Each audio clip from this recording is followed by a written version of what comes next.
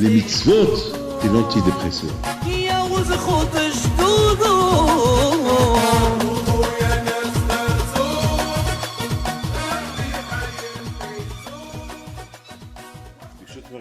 Avec la permission d'Hachem, j'espère que vous allez bien, Be'ez Hachem, vous avez bien passé les fêtes de Shavuot. Donc maintenant, on retourne un peu expliquer la paracha de chaque semaine. Dans chaque paracha, il y a quelque chose à apprendre.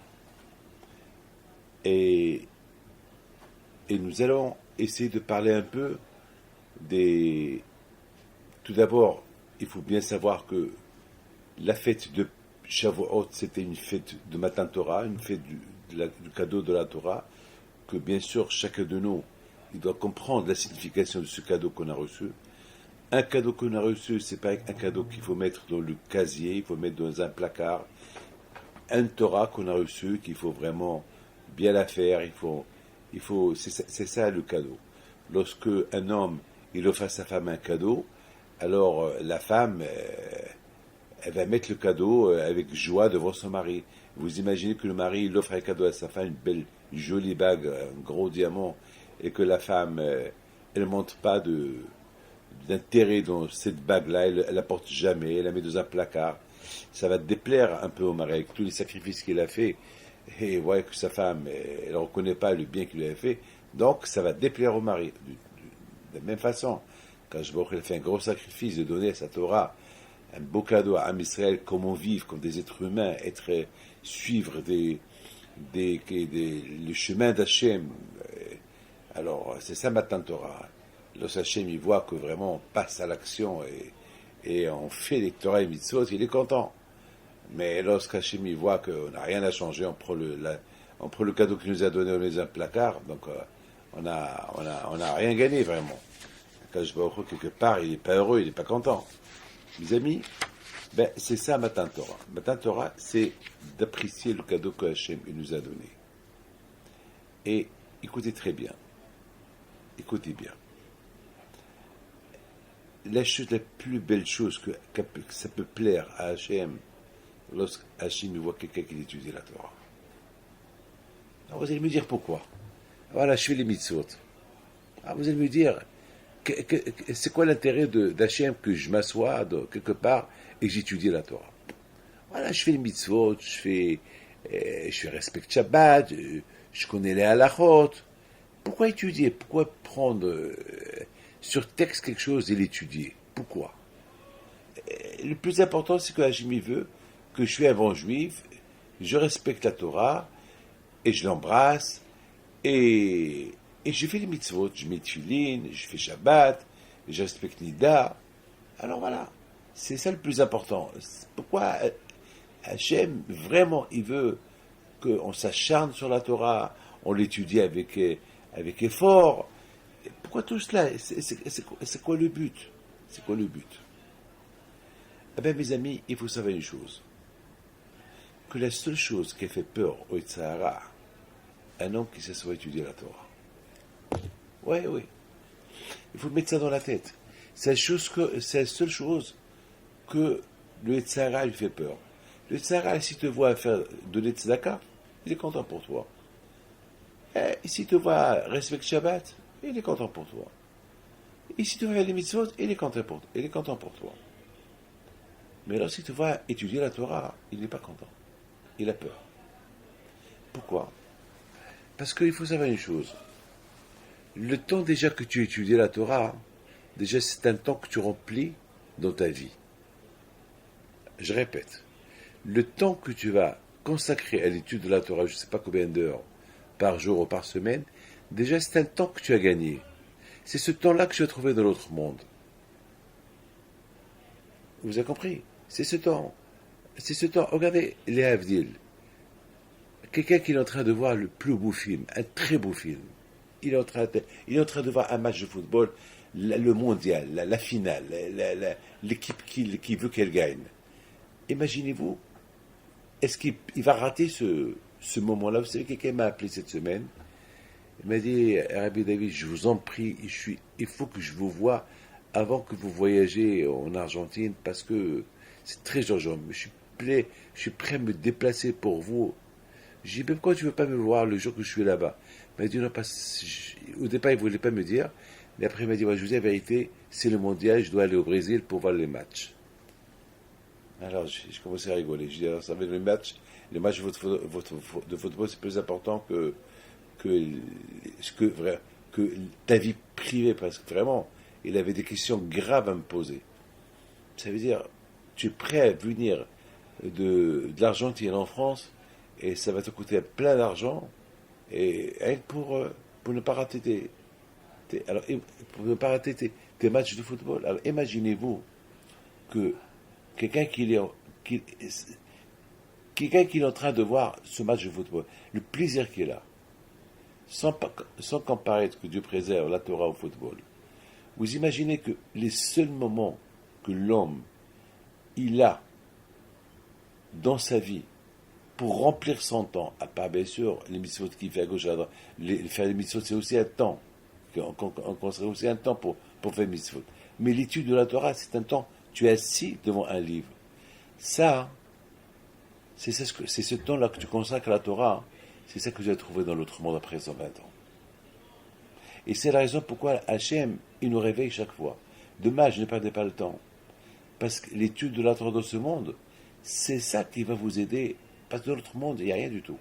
Il n'y a pas de plaisir. Le seul plaisir qu'il y a là-bas, tu t'assois, tu étudies la Torah. Donc si déjà tu ne l'aimes pas dans ce monde-là, tu vas faire quoi dans l'autre monde? C'est l'ennui total. Au moins, Akash Baruch il te dit, je t'en prie, fais-moi plaisir et fais-toi plaisir. Parce qu'après, après, tu ne vas pas le regretter. Alors, écoute-moi. Écoutez, quand même, Hachem me donne un bon conseil. Pourquoi ne pas suivre ce conseil-là? Et c'est pas quiconque qui donne ce conseil de prendre de ton temps pour étudier la Torah. C'est Hachem lui-même. Alors, tu écoutes Hachem partout, et là, tu ne l'écoutes pas. C'est dommage. C'est dommage. C'est très dommage. Et en plus, David HaMelech dit, lorsque tu goûtes la Torah, tu vas trouver le plaisir de la Torah. Mes amis, il faut savoir une chose. Quelle est la raison pourquoi le Satan, le Yitzhara, ça le dérange l'étude de la Torah? Parce que le Satan, le Yitzhara, ça le dérange beaucoup. Il sait la valeur de la Torah. Il sait que c'est l'étude de la Torah que tu étudies dans la journée, c'est ça qui va bien remplir ton temps de la journée. Et cette étude-là, il va beaucoup t'aider à respecter encore la Torah davantage, à respecter les mitzvot davantage. Donc ça veut dire, le Satan, il voit que l'étude de la Torah, il apporte à l'homme trois choses. Il lui apporte Gan Eden, le paradis. Voilà, déjà, c'est très important. Il lui apporte que déjà il remplit sa journée avec la Torah. Et en plus, grâce à l'étude de la Torah, il va se faire un plaisir. Au départ, c'est dur, après, il va se faire le plaisir. Et la troisième chose, c'est grâce à la Torah que l'homme, il va bien faire les mitzvot. Donc, c'est la raison pourquoi les parachiotes qui entourent la fête de Shavuot, ils sont les suivantes. La paracha Bechokotai, ça veut dire faire de l'effort dans la Torah. La paracha Bamidbar, c'est le désert. C'est quoi le désert? Ça veut dire que il faut rappelle-toi que ce monde-là, c'est un désert, parce que tout ce que tu trouves dans ce monde-là, tu vas pas le trouver là-haut. Donc s'il n'y a pas là-haut, donc c'est comme tu prends une photo, il n'y a pas de film. Donc tu as pris une photo, tu as pris une photo alors que l'appareil il est vide, il n'y a rien du tout. Dans l'autre monde, il n'y a pas de signe de ce monde. Je répète, dans l'autre monde, il n'y a pas de signe de ce monde. L'autre monde, c'est un autre monde. C'est un monde meilleur, beau. Dans ce monde-là, il n'y a rien. Ça vous arrive beaucoup de fois que vous prenez une photo qui n'a pas de batterie ou qui n'a rien du tout, ou bien beaucoup de fois ça m'arrive que je tourne un shiur, je prépare un vidéo, un cours de Torah, et ça n'a pas été branché. Donc j'ai parlé pendant 1 heure en vain, rien du tout. Rien n'a été filmé, rien n'a été enregistré. Justement, ce monde-là, c'est un désert. Par rapport à l'autre monde, ce monde, c'est un désert. Par contre, les bonnes choses, dans ce monde-là, lorsque tu peux rendre ce monde-là Gan Eden, tu peux rendre ce monde-là Gan Eden. Comment? Ben, lorsque tu compares ce monde-là, c'est un monde qui est désert, donc puisqu'il est désert, alors à moi de construire mon propre monde. Et comment tu vas te construire ton propre monde? Avec la Torah, avec les mitzvot. Tu vas construire ton propre monde dans un désert, un monde à toi. C'est ce qu'on appelle Olam Torah, le monde de la Torah. Tu construis ton propre monde qui t'entoure. Mes amis, il faut savoir une chose, et c'est la raison pourquoi Hachem, il nous donne des conseils. Il faut s'acharner dans la Torah, dans un monde qui est désert, que toi, de ce monde-là, tu peux faire un beau monde, un monde où tu peux réussir tu peux tout réussir. Tu peux avoir et le matériel, et le spirituel et le matériel, tu gagnes de tous les côtés. Et après, il y a la paracha de Nassau. La paracha de Nassau, elle est spectaculaire. Nassau, c'est la paracha de s'élever. S'élever. S'élever. La paracha de l'inauguration du Mishkan. L'inauguration, ça veut dire, pour s'élever, eh ben, il faut s'acharner dans la Torah. Il faut construire ton propre monde. Ce monde qui est désert, tu construis ton propre monde. Et là tu vas t'élever. Et bien sûr, les conséquences de tout cela, eh ben, tu vas inaugurer ton propre corps, qui est Mishkan Hashem, qui est le tabernacle, qui est la résidence d'Hachem. Un homme rabotaï qui s'acharne dans la Torah, un homme qui construit un monde dans un monde désert, un monde de Torah, que pour lui, tout le matériel qu'il y a dans ce monde-là, c'est banal, c'est rien du tout. Un homme qui se comporte il fait tout pour qu'il soit apte à être la résidence d'Hachem, alors il va finir quoi? Il va finir par Be'alotra. Be'alotra, ça veut dire, il va finir par voir dans la Torah sa lumière. Et lorsqu'il va voir dans la Torah sa lumière, donc c'est ça, c'est ce qui va être sa réussite. Donc, mes amis, c'est des parachiotes qui sont à peu près autour de la fête de Shavuot. Mais il faut se rappeler que le Tzara est très fort. Maintenant, on a compris pourquoi c'est important l'étude de la Torah. Et c'est important la fête de Shavuot. La fête de Shavuot, elle vient nous rappeler que c'est pas Havad, dommage. Le cadeau qu'on reçoit à Shavuot, dommage qu'on prend ce cadeau-là, on le met dans un tiroir et on oublie. Dommage, il faut en profiter. Il faut en profiter. Et justement, le Tzara est très très fort. Et sur ce, j'ai lu une petite histoire dans un... C'est un machal. C'est une anecdote il y a beaucoup de morale à apprendre de cette anecdote que je vais raconter, que je l'ai lu dans un livre d'Erich Hadasha. Alors, il raconte qu'il y avait une fois un monsieur qui était très avare, très très avare. Et ce monsieur-là, il a décidé de se marier. Au départ, il ne voulait pas se marier parce que ça lui coûtait de l'argent. Il a dit, tellement avare, il a dit, si je me marie, je vais déposer de l'argent pour le mariage, je vais avoir des enfants, et il faut que je dépense de l'argent pour les enfants, et il faut payer une location. Alors, il a loué un grenier où il habitait avec des clochards là-bas. Il gardait son argent, il garde. Et à un moment donné, il a décidé de se marier. Il va pour se marier, il demande à gauche et à droite les chatranim, ceux qui font des présentations.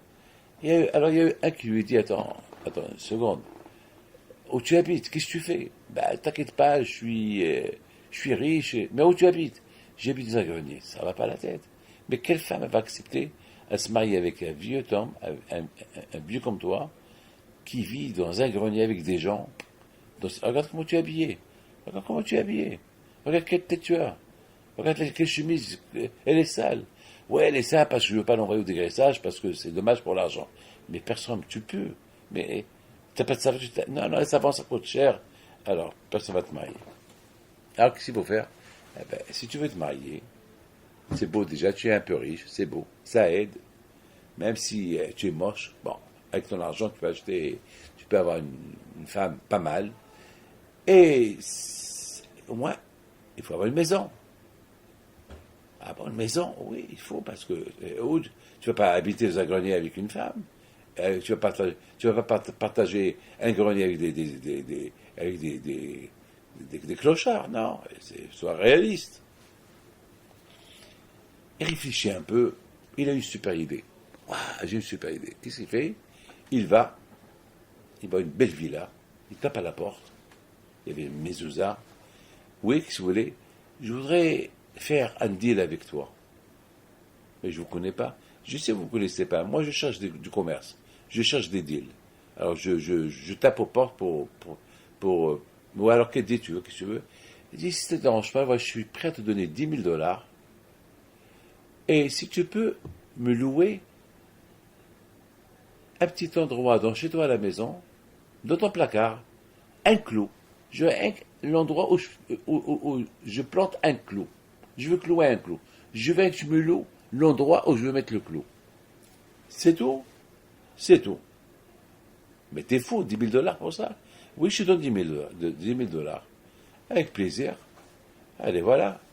Alors, il prend le clou et il l'enfonce dans le mur.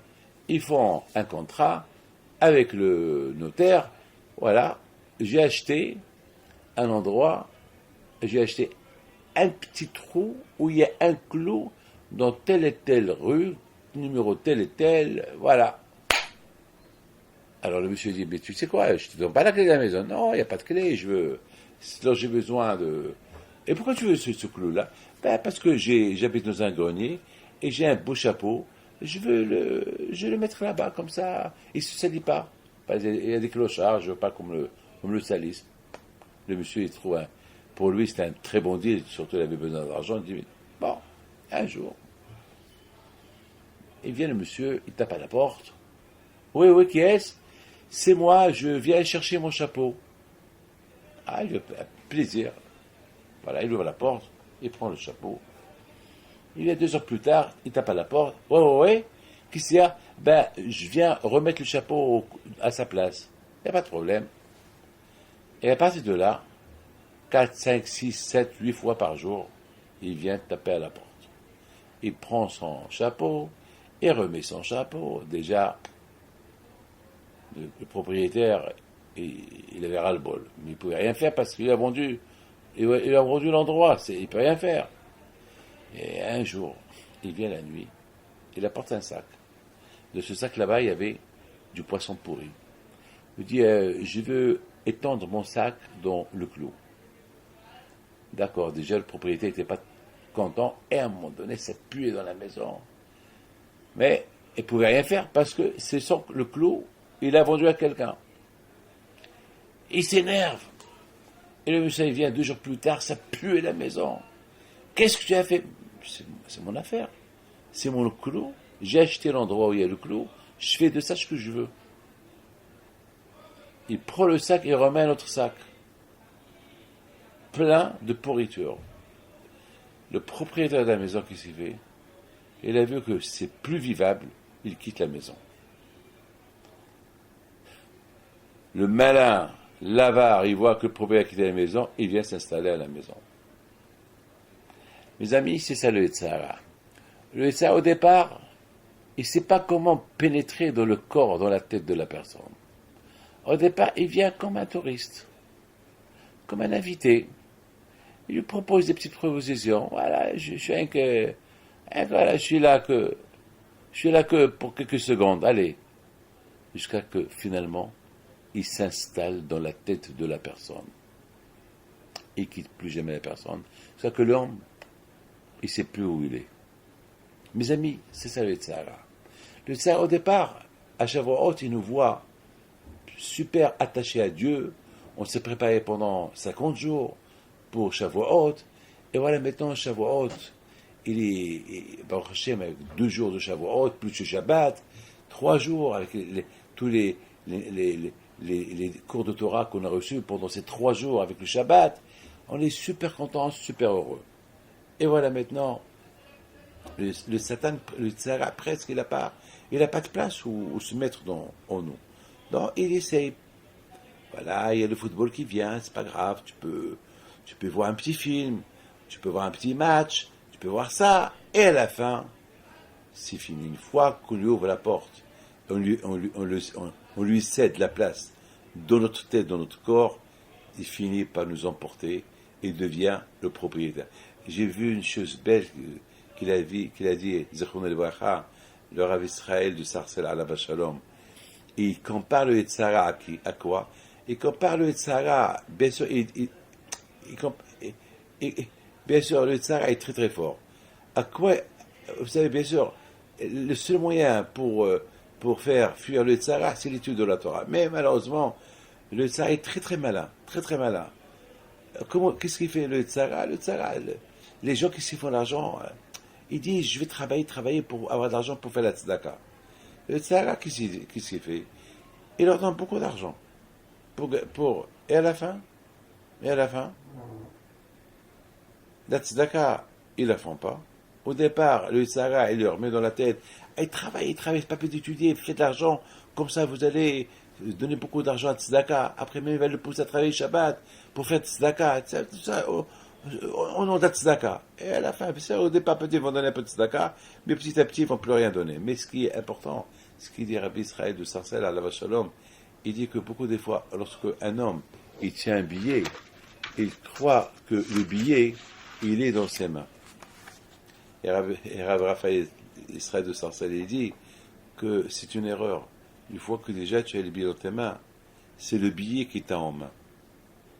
Le billet, c'est l'argent. Et c'est l'argent, c'est le tzara. C'est le tzara. Si tu donnes l'importance à l'argent, tu crois que tu as l'argent dans tes mains. Pourquoi des fois, l'homme il dit, oui, moi j'ai le tzara dans les mains. Avec l'argent, je sais quoi faire l'argent. Je te trompe. S'il n'y a pas la Torah, eh ben, tu finiras que le billet, c'est lui qui va t'avoir dans tes mains. Dans ses mains, pardon. Le billet, c'est lui qui va t'avoir dans ses mains. Et après ça, le tzara va, comme on a dit tout à l'heure, il va résider en toi, c'est fini. C'est fini, après il te fait éloigner. Voilà, c'est fini. Mes amis, c'est ça, tous les parachutes qu'on est en train de lire autour de Matin Torah. Ça veut dire, tous ces parachutes qu'on est en train de lire, on voit par exemple la paracha qu'on a lue hier, de Béa-Alotra. Déjà, on voit la paracha de Bamidbar, comment Hachem nous aime, il nous calcule chaque fois. On voit comment le peuple d'Israël y vivait dans le désert. Quel ordre! Dans quel ordre ils vivaient? Dans le désert, ils ont inauguré le temple. Dans le désert, ils ont fait Pessah, le Korban Pessah, le sacrifice de Pessah. La première fois, ils l'ont fait en Égypte, la deuxième fois dans le désert de Sinaï. Et après, on voit comment les Juifs ils vivaient uniquement selon la Torah. Par exemple, lorsque les Juifs, dans la paracha d'hier, de Béa-Alotra, on voit la paracha d'hier, par exemple, elle nous parle de les Juifs, ils ont fait le sacrifice de Pessah dans le désert, et voilà les impurs, les Juifs qui étaient impurs, qu'eux, ils n'ont pas le droit de faire le sacrifice de Pessah, ils avaient de la peine. Ils viennent chez Moshe, ils disent à Moshe, alors, c'est pas de notre faute si on est impur. Alors pourquoi on ne peut pas faire le Korban Pessah, le sacrifice de Pessah? Il a dit, c'est super, vous avez bien demandé. Alors je vais demander à Kadosh Baruch Hu. Je vais demander à Kadosh Baruch Hu qu'est-ce qu'il pense.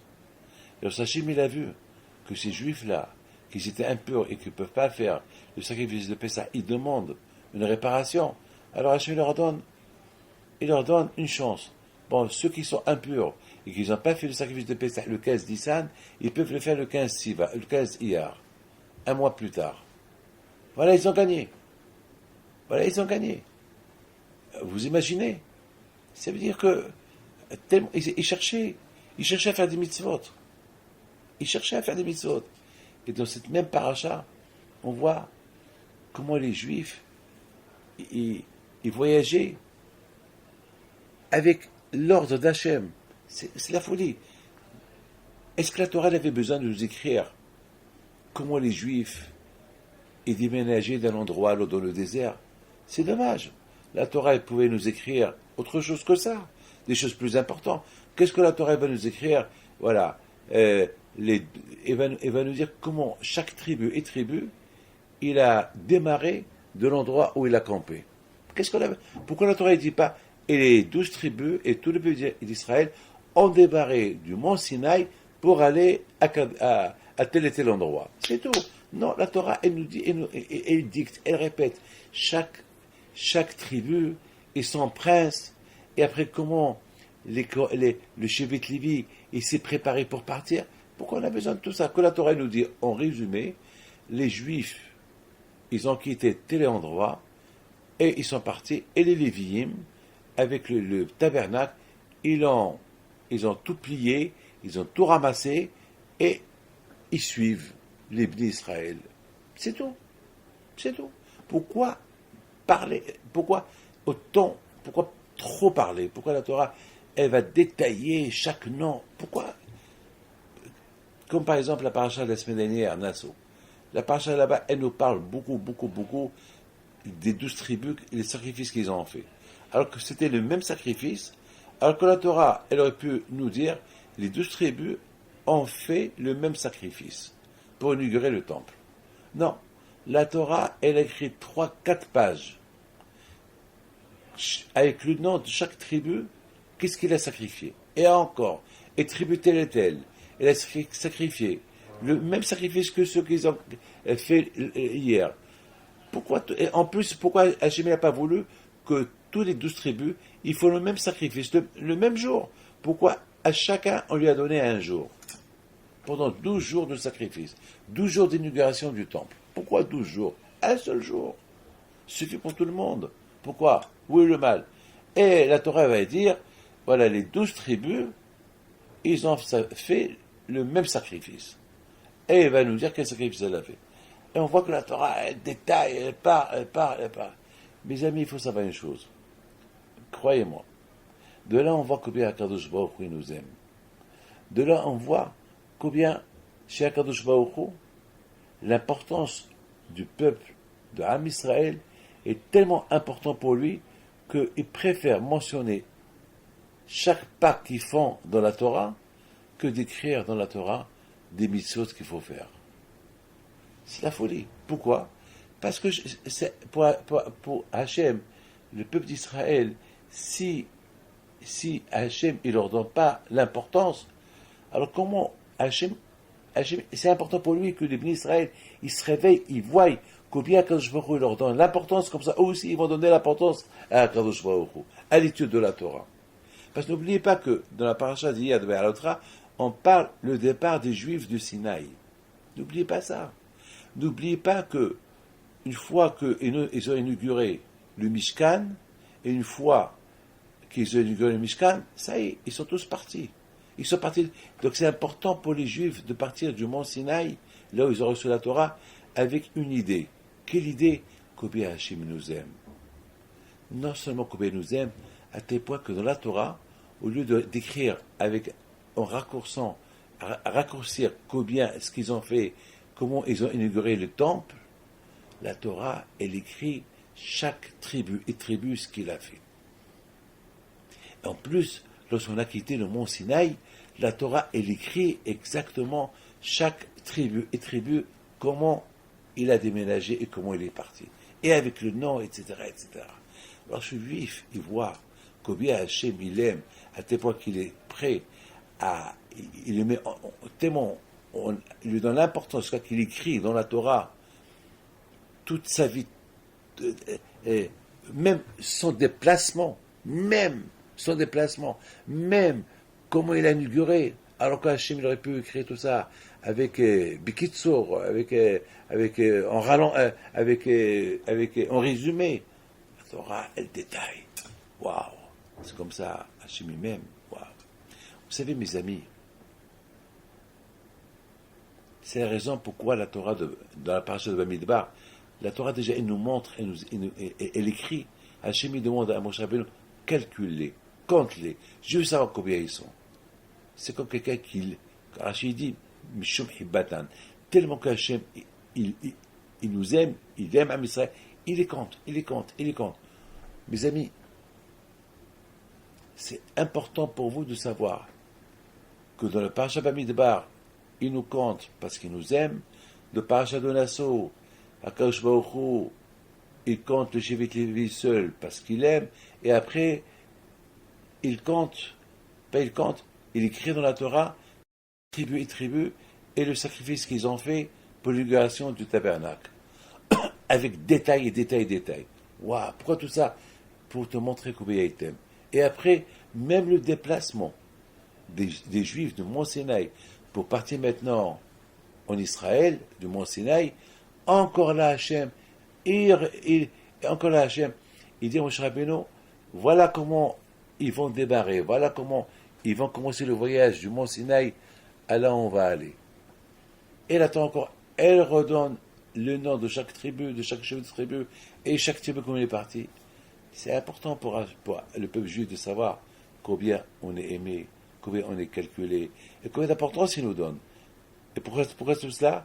Comme ça, nous aussi on donne l'importance à Akadosh Baruch Hu.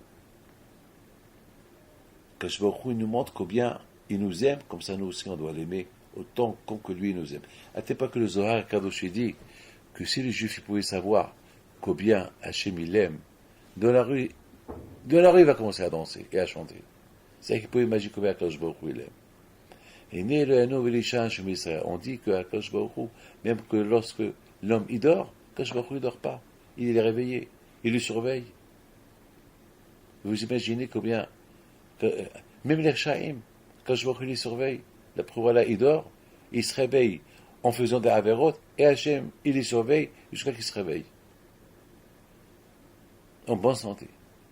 Avec tout ça, mes amis, la Torah, elle nous parle. Le fait que la Torah, elle nous parle combien Hachem nous aime, le peuple juif, et combien Hachem, il les compte, il les calcule, il leur donne l'importance. Eh bien, Rabotai, Kadosh Baruch Hu, jusqu'à maintenant, il nous compte. Il compte. Est-ce qu'on existe? Jamais il fera que Hachem, peuple juif, il va plus exister. Toujours, il nous compte combien on est. Et quand il nous compte à travers la Torah qu'on étudie. Qu'est-ce qu'on fait? Mes amis, le Sahara, il sait tout ça. Le Sahara, il sait que le juif, il est calculé à travers la Torah qu'il étudie et à travers les mitzvot qu'il fait. Donc, le seul moyen de le battre, c'est quoi? Eh bien, le seul moyen de le battre, c'est l'étude de la Torah. À travers l'étude de la Torah aussi, on va se corriger. C'est important. J'étais en train de lire une histoire sur Rabbi Yitzhak et Rabbi Hizkel Evinstein, qui était le riche Shivat Mir et Ponevitch, le grand Baal Moussar. Une fois, son élève, il rentre dans sa chambre, il le voit que le Rav était très content. Alors il lui dit, Rabbi, pourquoi tu es content? Je vois que tu es heureux, tu souris, pourquoi tu es content? Il dit, parce que tout à l'heure, il y avait quelqu'un, il m'a fait honte devant tout le monde. Tellement qu'il m'a fait honte, j'allais lui répondre et je ne l'ai pas répondu. Eh bien, je suis heureux et content que je ne l'ai pas répondu. Et j'aurais répondu, c'est moi qui l'aurais fait honte. Ah, je suis content que je me suis renforcé. Rabotai, vous imaginez, c'est une histoire que j'ai lue. J'ai réfléchi. C'est pourquoi des fois ça nous arrive que quelqu'un nous fait honte et on ne le répond pas. On fait exactement ce qu'a fait Hizkel Evinstein.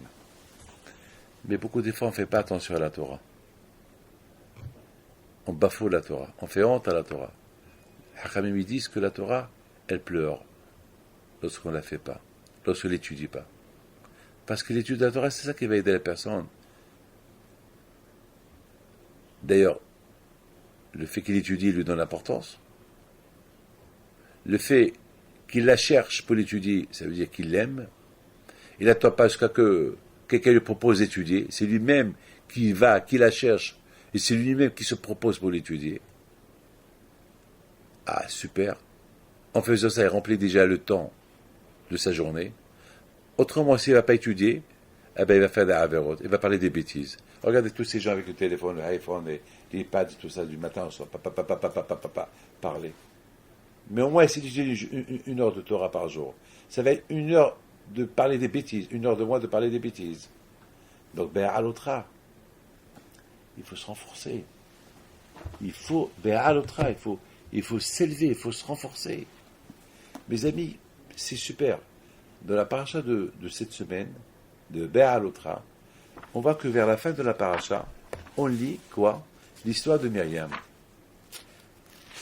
Myriam qui a critiqué son frère devant lui.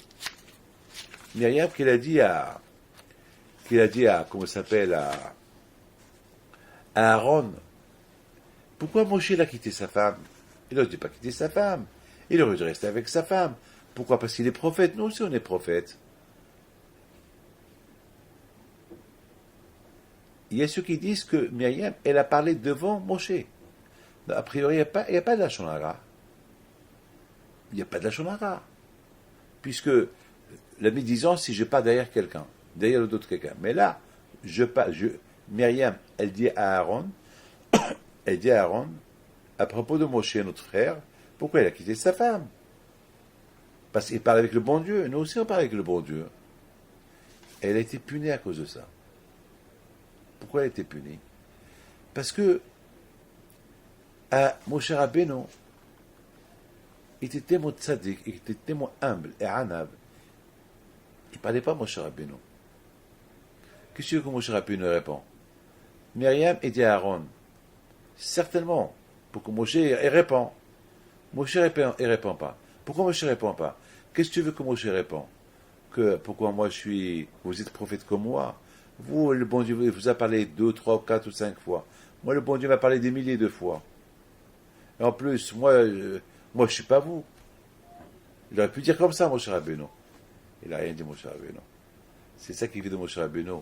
Ve'ish Moshe Anav, que même, que lorsqu'il pouvait répondre, il ne répondait pas. Il était humble. C'est ça l'homme, Moshe, l'homme de Torah. D'autre côté, on voit que Myriam, elle a été punie avec la lèpre. Et chaque jour, on est obligé de se rappeler la punition qu'Hachem a puni Myriam. Parce qu'elle a dit ce qu'il ne fallait pas dire. Même qu'elle a dit des choses vraies. Écoutez, c'est une tzadékite Myriam. Elle avait de la peine pour Tzipora. Elle a vu que Moshe a quitté sa femme. Elle voit que sa femme, elle est seule dans la tente. Était seule, la pauvre. Donc, elle avait de la peine pour elle. Donc, elle est partie. Elle prend sa défense. Malgré tout, elle a été punie. Pourquoi? Parce que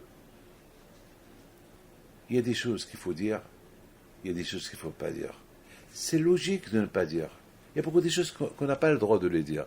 Parce qu'on ne peut pas imaginer que Moshe, il va quitter sa femme sans l'ordre d'Hachem. C'est pas possible. Moshe, c'est un prophète. Il parle avec Hachem. Moshe sait ce qu'il fait. Il ne peut pas faire une chose sans l'ordre d'Hachem. Donc c'est même pas la peine de dire ce que tu es en train de dire. Tu veux prendre la défense de Tzipora. C'est mieux de se taire et ne pas prendre la défense de Tzipora. Parce que c'est des paroles inutiles. Et en plus, sachant que Moshe ne va pas te répondre, alors pourquoi tu l'as dit? Donc tu as fait monte à Moshe.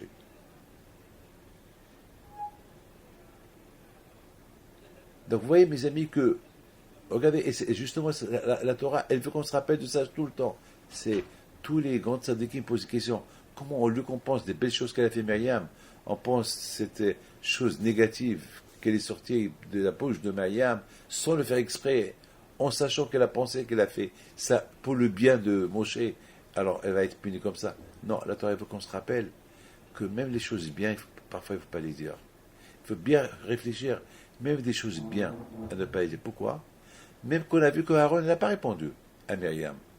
Mais quand même, Myriam a été punie. Et même Aaron, Hachem, il était un peu en colère sur lui. Il n'a pas été puni parce qu'il n'a pas répondu, mais quand même, Hachem était en colère contre lui.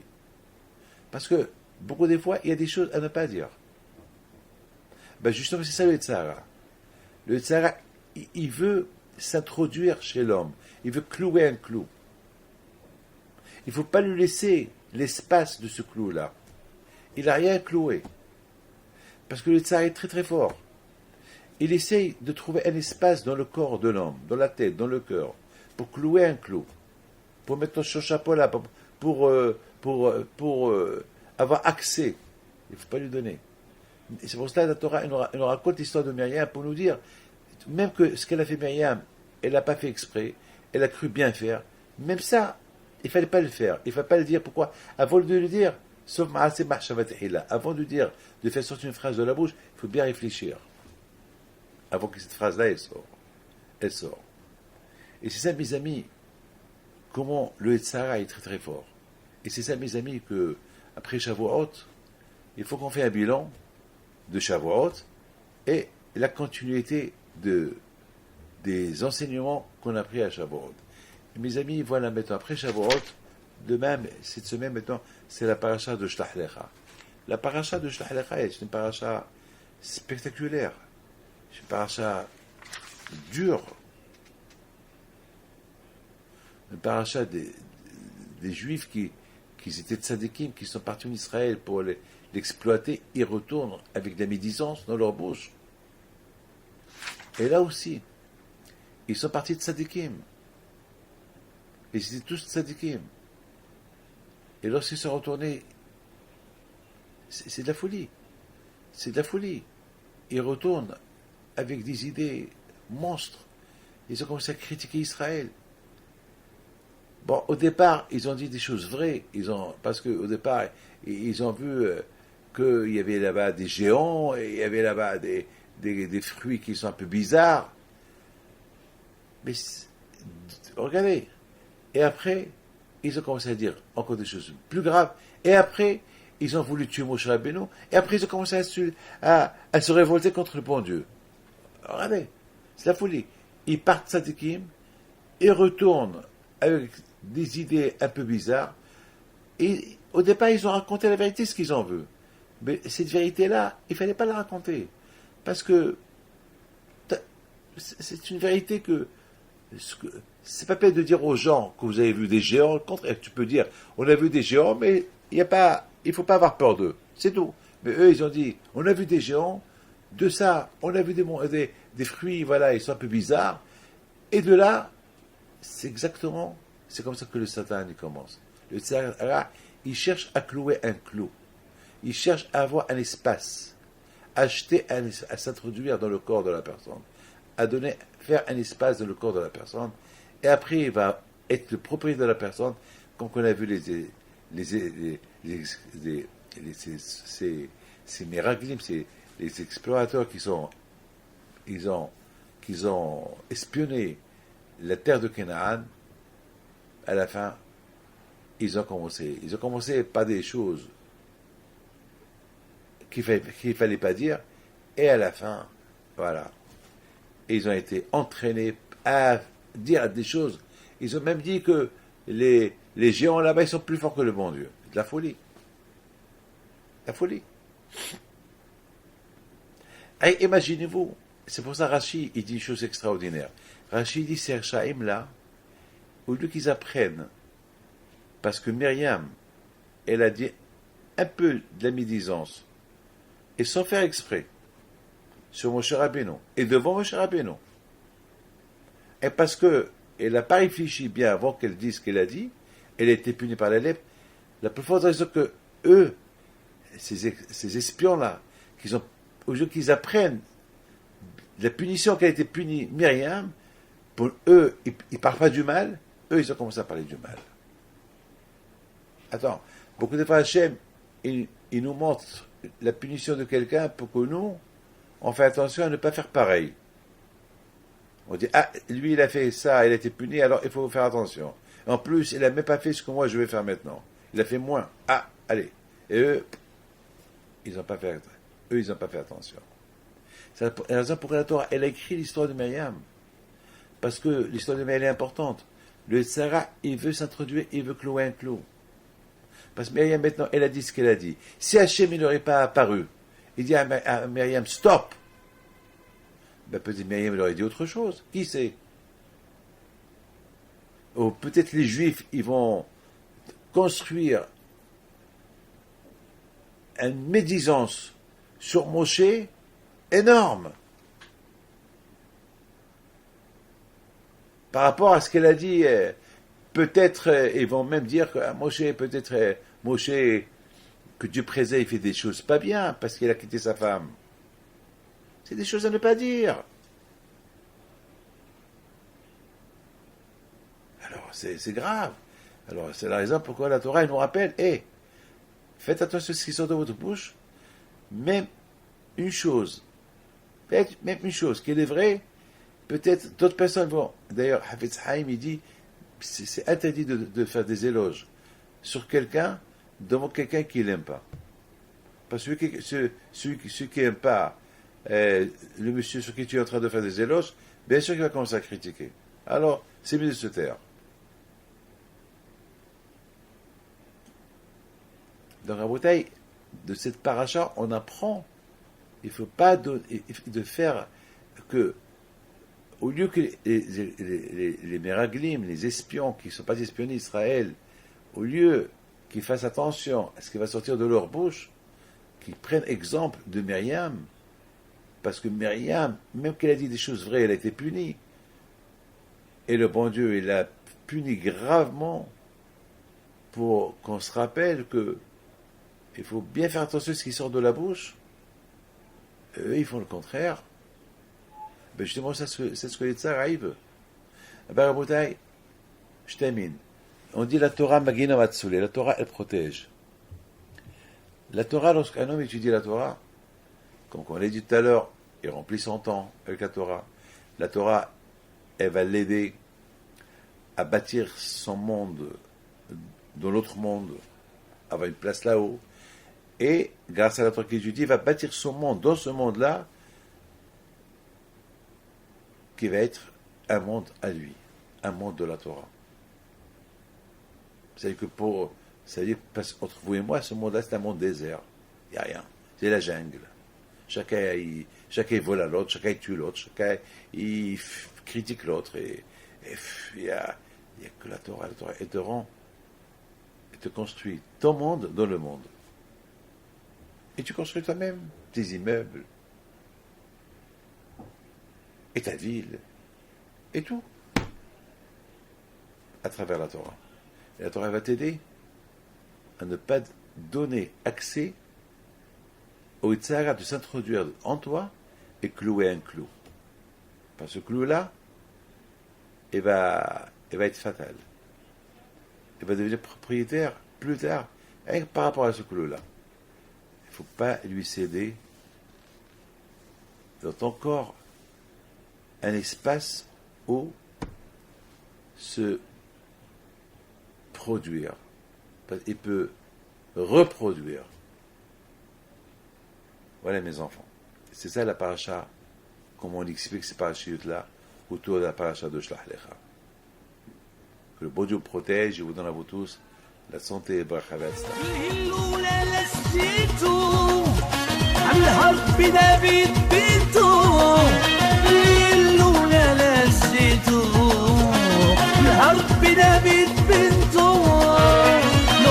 العيالات صغرتو